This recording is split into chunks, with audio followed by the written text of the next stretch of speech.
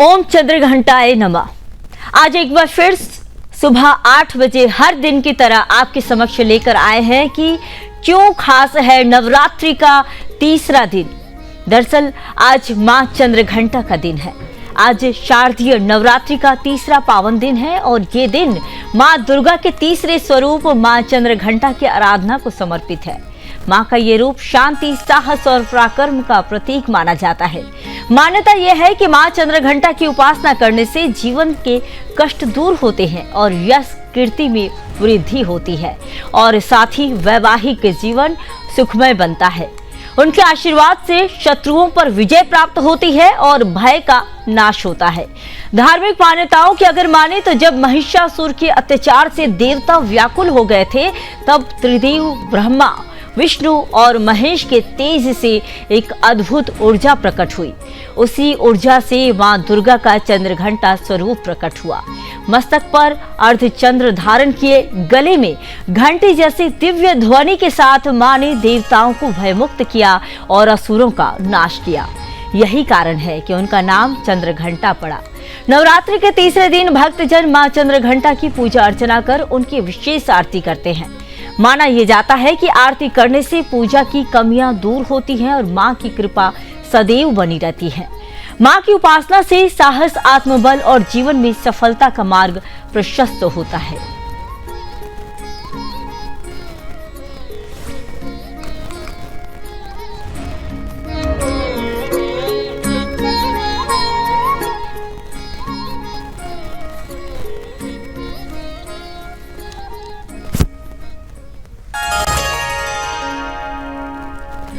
तो देश भर में जय माता दी के जयकारों से गुंजायमान है। तो आज मां चंद्रघंटा का दिन है। शारदीय नवरात्रि का आज तीसरा दिन है और इस तीसरे दिन पर मां चंद्रघंटा की पूजा अर्चना की जाती है। तो मां चंद्रघंटा देवी को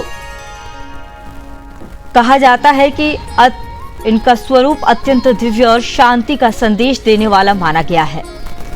साथ ही ये रूप शत्रुओं के लिए भी सहारक है। कहा जाता है कि मां चंद्रघंटा की आराधना से साधक के जीवन से समस्त विघ्न बाधाएं दूर हो जाती हैं।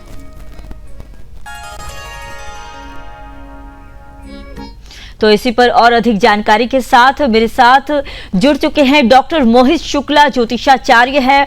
आपका बहुत स्वागत है मोहित जी। और साथ ही प्रभाकर गिरी मेरे सहयोगी मुंबई से जुड़ चुके हैं। तो सबसे पहले मैं प्रभाकर गिरी आपके पास आना चाहूंगी। प्रभाकर, बताइए कि क्या कुछ तैयारियां हैं नवरात्रि के तीसरे दिन को लेकर, आप जहां पर मौजूद हैं, क्या कुछ उत्साह देखने को मिल रहा है? प्रभाकर जी संगीता, मैं बता दूं आपको भी, इस वक्त मैं यहाँ मंदिर में इस वक्त उपस्थित हूँ, जहाँ पर जो है भक्त जो है आते हैं और माता का जो आशीर्वाद लेने यहाँ आते हैं और सुबह यहाँ पे आने के बाद यहाँ से अपने काम पर निकल जाते हैं। मुंबई जो है वेस्ट, आप कह सकते हैं वेस्ट नगरी है और जो कभी सोता ही नहीं है, आप कह सकते हैं। और यहाँ पर जो है लोग आते हैं, माता का दर्शन कर रहे हैं और यहाँ से जो है सीधा अपने काम पर निकल जा रहे हैं। यहीं पर बहुत सारे भक्त हैं जो इस मंदिर में अलग अलग जो भगवान जो है यहाँ विराजित हैं यहाँ पर, और उनके दर्शन कर रहे हैं। हमारे साथ में आपको बताऊं कि हमारे साथ में यहाँ पर कुछ महिलाएं जो हैं वो जो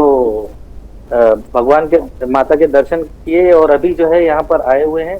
तो क्या मैडम, अच्छा, आप जो है माता के दर्शन के लिए आए, जरा यहाँ आ जाइए। हाँ, तो क्या बताएंगे आप?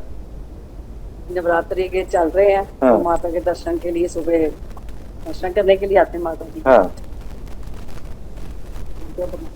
आइए, आप आ जाइए, आप आ जाइए, आइए आइए। हाँ, तो किस साइड आइए। हाँ, क्या क्या बताएंगे आप माता के दर्शन के लिए? आप यहाँ पर आते हैं? सब माता रानी के दर्शन के लिए आते हैं। अभी नवरात्रि का टाइम भी चल रहा है, तो माता रानी सबको आशीर्वाद दे, सबके काम बने और यहाँ से आशीर्वाद लेके सब काम पे निकले। आप काम कुछ करते हैं? नहीं, अभी नहीं करते। अच्छा, आप स्कूल कॉलेज जाते हैं? नहीं, मेरी स्टडी कंप्लीट हो गई, जॉब देख रही हूँ। ओके ओके, ठीक है, धन्यवाद। ठीक है प्रभाकर जी, मैं आपके पास वापस आऊंगी। मेरे साथ मोहित शुक्ला जी भी जुड़े हुए हैं। मोहित जी, बताइए कि नवरात्रि के तीसरे दिन मां चंद्रघंटा की पूजा का महत्व शास्त्रों में कैसे बताया गया है? संगीता जी, सबसे पहले आज नवरात्रि के तीसरे दिन में मैं देवी चंद्र घंटा का ध्यान करना चाहता हूँ संस्कृत के श्लोक द्वारा। जी वंदे वांछित लाभाय चंद्रार्धकृत शेखरम सिंहारूढ़ा चंद्र घंटाश्विनी मणिपुर स्थितां तृतीये दुर्गा त्रिनेत्रां भंग गदा त्रिशूल चाप शर पदम कम मंडलू माला वराभीतकरां भाटांबर परिधाना मृदुहास्या नानालंकार भूषितां मंजीर हार केयूर किंकणी रत्न कुंडल मंडिता प्रफुल्ल वंदना विभाधारा कांति कपोलां तुंग कुचां रमणीयां लावण्यां चीर्ण कटेन तंबनी।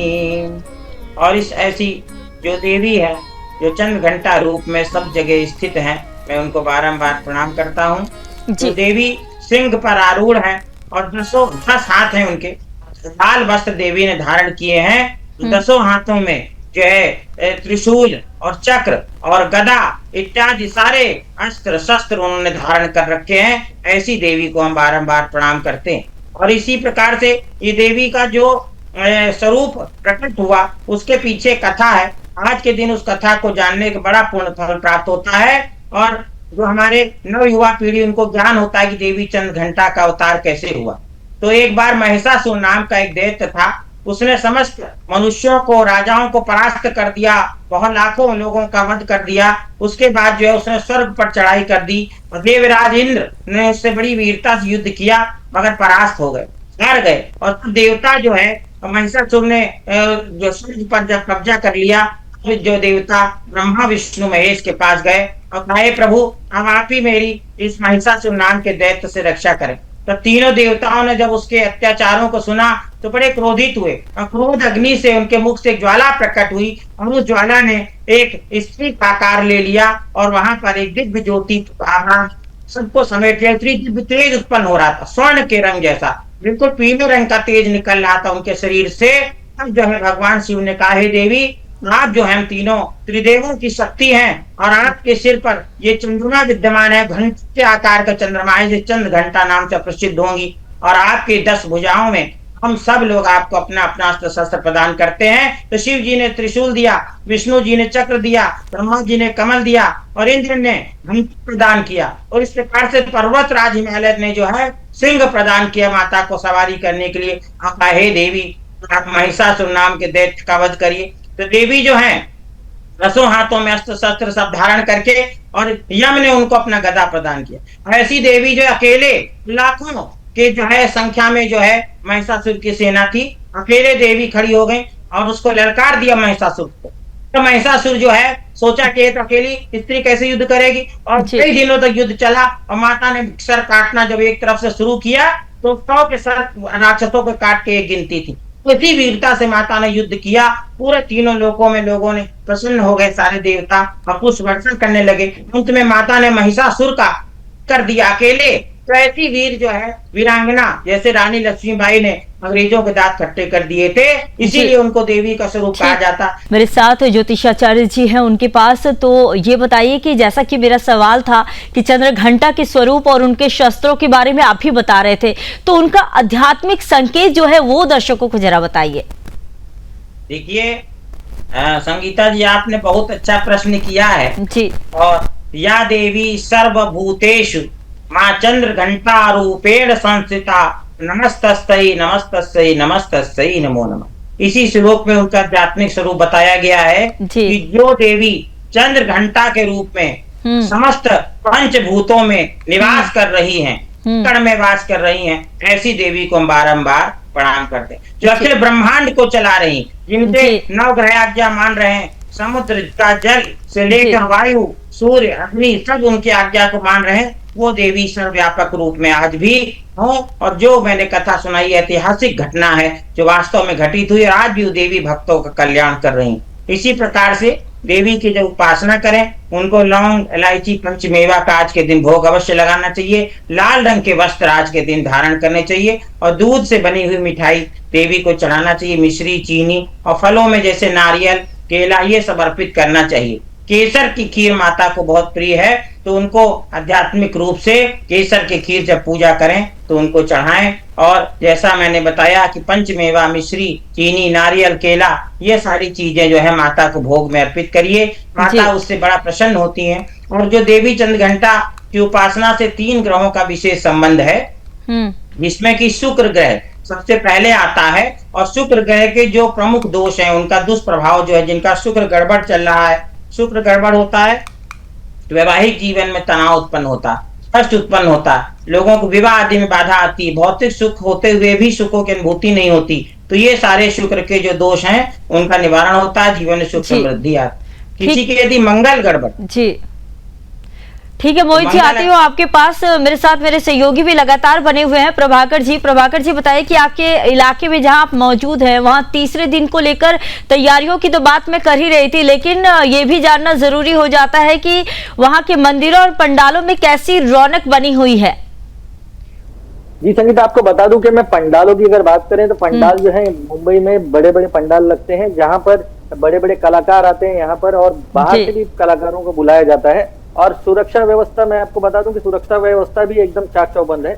और यहाँ पर जो है कल ही जो है बीजेपी के जो पदाधिकारी हैं यहाँ पर रवि व्यास ने आह्वान किया है यहाँ के सभी पंडालों से और यहाँ के लोगों से कि कोई भी जिहादी विधर्मी जो है वो कोई भी पंडाल में घुस न सके। उसके लिए हमें उन्होंने कुछ पंडालों को उपदेश दिया है कि वहां पर जो है लोगों को तिलक लगाया जाए, उन पर गंगा जल का छिड़काव किया जाए, और बाहर जो है गेट पर अगर वरा अवतार का अगर किसी जो चित्र अगर लगा सके तो बहुत ही बेहतर होगा।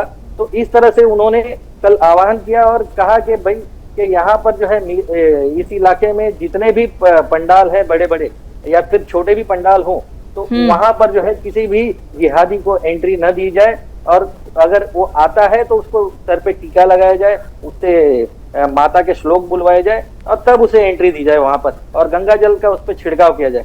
बिल्कुल, हर तरह की जो है चाक चौबंद सुरक्षा के साथ साथ इस बार जो है जिहादी तत्वों पर भी नजर रखी जा रही है, किसी तरह की कोई भी उन्माद ना फैलाए जाए। ठीक है प्रभाकर जी, बने रहिए मेरे साथ। मैं मोहित जी के पास आना चाहूंगी। मोहित जी बताइए कि कौन से मंत्रों का जाप करने से भक्तों को विशेष लाभ मिलता है आज के दिन।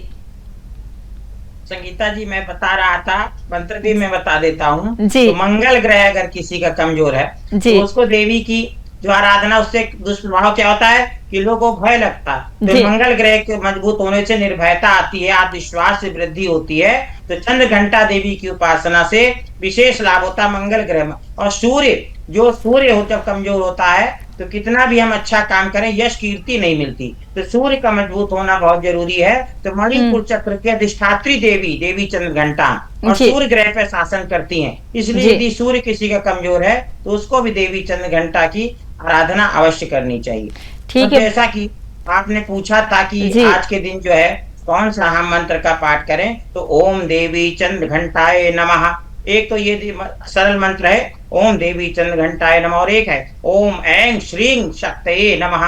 ओम ऐं श्रीं शक्तये नमः, इस मंत्र का भी 108 बार जप अवश्य करना चाहिए।